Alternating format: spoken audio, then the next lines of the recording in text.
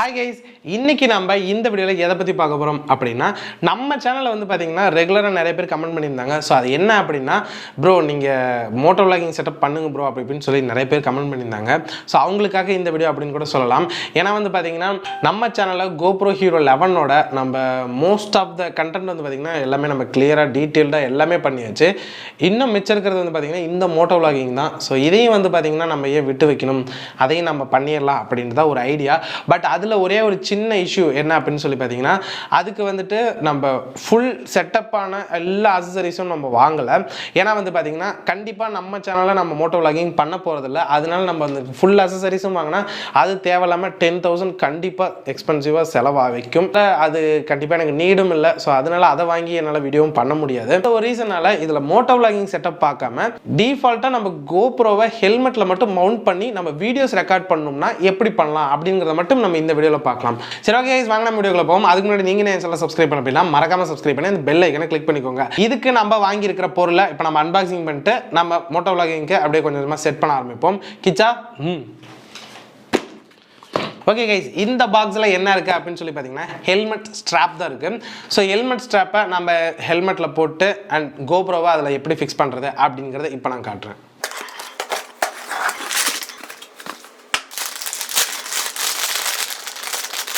Okay, இதுதான் வந்து பார்த்தீங்கன்னா அந்த ஹெல்மெட் ஸ்ட்ராப்பு.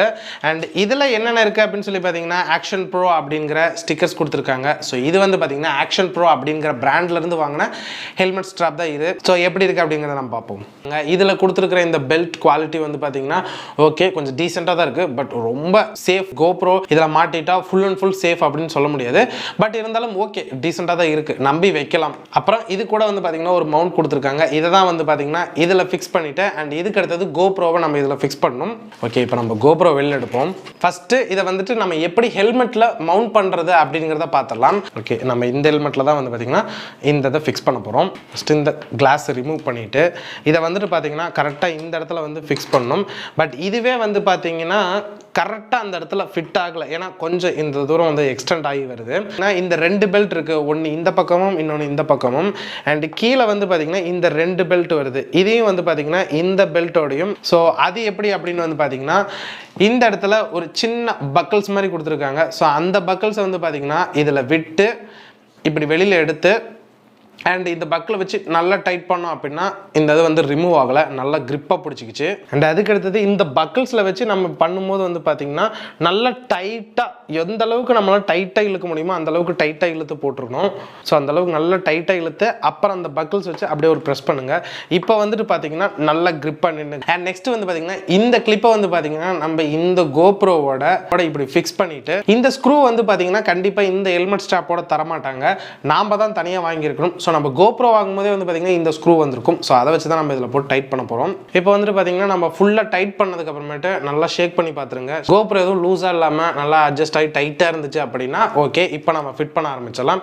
அண்ட் இதில் வந்துட்டு பார்த்தீங்கன்னா நேராக இப்படி வச்சு ஒரு ப்ரெஸ், அவ்வளோதாங்க. இதில் வந்து பார்த்தீங்கன்னா நேராக இப்படி வச்சு ஒரு ப்ரெஸ் பண்ணிங்கன்னா கோப்ரோ வந்து ஃபிட் ஆயிரும். அண்ட் இப்போ வந்து பார்த்தீங்கன்னா கொஞ்சமாக லூஸ் பண்ணி ஓகே இப்போ வந்து பார்த்தீங்கன்னா நம்ம கோப்ரோவோட அந்த மோட்டோ விளாகிங் செட்டப்பில் ஒரு 50% முடிச்சாச்சு. இப்போ நம்ம ஹெல்மெட்டில் மவுண்ட் ஆகிருக்கிறனால இப்போ நம்ம நார்மலாக வீடியோஸ் வேணால் எடுத்துகிட்டு இருக்கலாம். அண்ட் ஆடியோ வந்து நம்ம ரெக்கார்ட் பண்ணோம் அப்படின்னா வந்து பார்த்தீங்கன்னா கண்டிப்பாக இதுக்கு மைக் அடாப்டர் கண்டிப்பாக வாங்கி ஆகணும். ஏன்னா கோப்ரோவை பொறுத்த வரைக்கும் மைக் அடாப்டர் இருந்தால் தான் அது மூலிமா மைக்கை கனெக்ட் பண்ணிவிட்டு நம்ம ஆடியோவை ரெக்கார்ட் பண்ண முடியும். ஸோ நம்மக்கிட்ட மைக் அடாப்டர் நம்ம வாங்கலை. ஏன்னா வந்து பார்த்தீங்கன்னா அது கிட்டத்தட்ட 4,000 5,000 6,000 அந்த ப்ரைஸில் இருக்குது.